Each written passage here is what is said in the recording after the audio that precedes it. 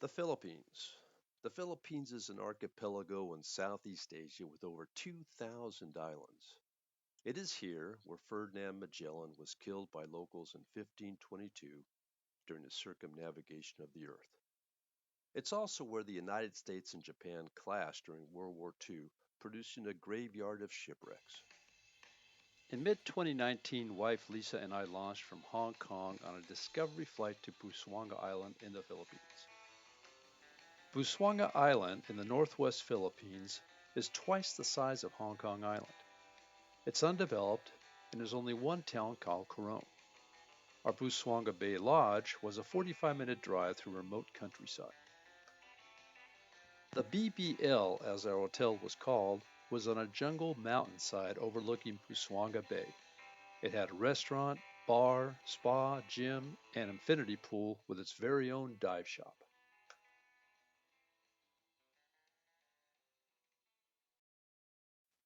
The BBL dive shop would be home base for the next 2 days.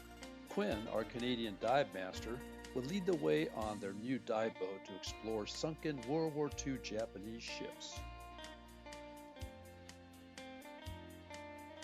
The scuba dives over the next 2 days would be in 83-degree Fahrenheit water. And because of dive depths between 80 feet and 120 feet below the surface, we used enriched air, or nitrox, for breathing.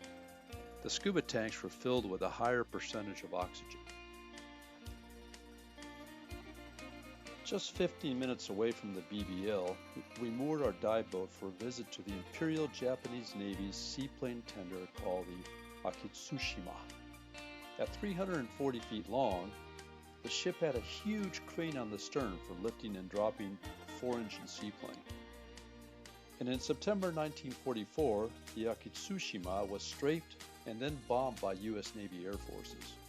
A bomb split open the whole rear deck, sinking the boat. She now lays on her port side and is home to groupers, barracuda, and lionfish. I'd been looking forward to this shipwreck the most, so was over the moon afterwards. After about an hour and a half surface break, we headed back down to explore the Okikawa Maru. At 525 feet long, this crude oil tanker sitting upright on sand is the longest of the sunken fleet. One can enter through the prop shaft in the back into a huge engine room, followed by an even bigger empty oil tank. Magnificent. The bow was completely bent up during the aerial attacks, and that's what sunk it. One dives up and down along the single smokestack that's amidships. The following day we went to 2 shipwrecks not far from each other, and it looks like they're equally popular with other Coron dive operators. The first was the Iroku. At 450 feet long, this Japanese refrigeration ship lies the deepest at 130 feet of water. Dive in its wheelhouse and its bays is just simply incredible. And many anti-aircraft gun mounts can still be seen on her deck. Our final dive was the 520-foot-long Kogyo Maru freighter. Resting on her right side at a depth of 100 feet, it's arguably the best dive of the sunken Japanese fleet. The holds are still full of construction materials for building runways in the Pacific Islands. Rolls of chain link fence, more than 1,000 bags of cement, a tractor, a bulldozer, and many more still fill the cavernous compartments. And many blast holes in the hull and deck provide portals for brilliant spears of sunlight. It's simply unforgettable, and this made for some very inspired divers. Now, the way to explore tropical islets in the Philippines is aboard a bangka. You just gotta love those outriggers shaped from local bamboo. Lisa, let's crank up the engine on this oversized canoe.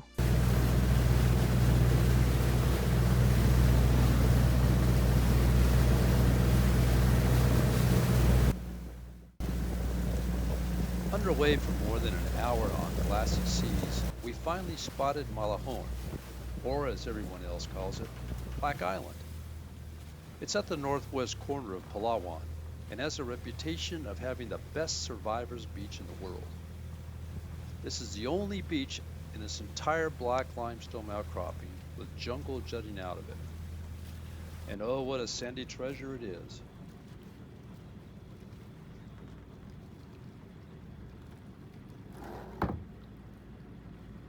Walking along Black Island's beach, one feels like they're in a scene from a Castaways or Pirates of the Caribbean movie. Palms line the beach and songbirds sing.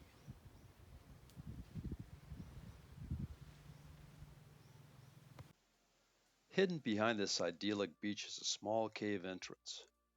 Ducking to get inside, it opens up into a large cavern with freshwater pools and limestone stalactites and stalagmites. One can swim in here.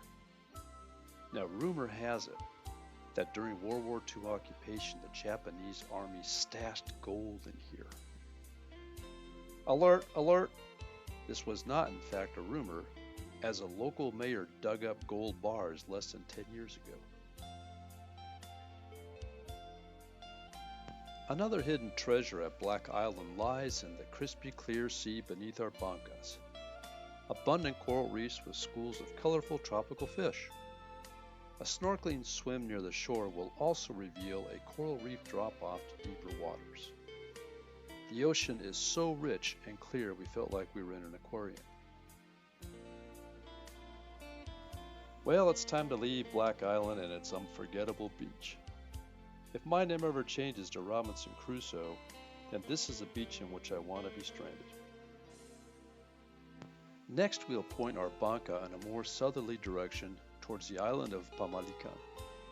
This almond-shaped islet is completely ringed by sandy beaches and shallow coral reefs, and it's also a getaway for the local Filipino islanders.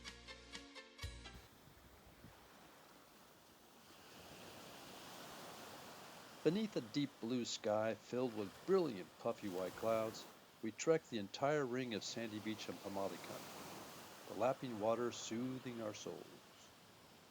And Lisa filled her pockets with newfound Philippine shells.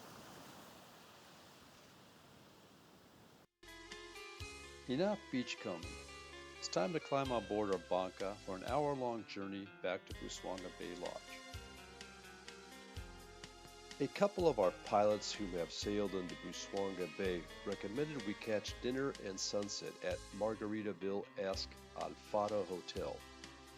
A converted lighthouse, its claim to fame is not only the regular passage of expat locals and sailors, but also offers the best sunset view in the Philippines.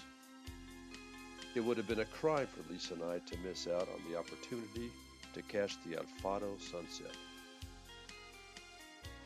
The next day we hopped on a couple of hotel bicycles and pedaled to a local store. It was rudimentary, but did have ice cream. At the Alfaro bar, a longtime resident expat told tales of a hidden vintage seaplane in the mangroves of Busuanga Bay. So we hopped on a kayak. Exploring, we discovered the semi-sunk remains of an ex-Coast Guard albatross. All good trips come to an end. Awaiting our return flights to Hong Kong, we appreciated even more so Hong Kong International Airport. But on the way there, peeking out the window, we caught a glimpse of the islands and reefs we were leaving behind. We knew we'd be back. Isang pinanggalingan, puso ng pelas ng silangan.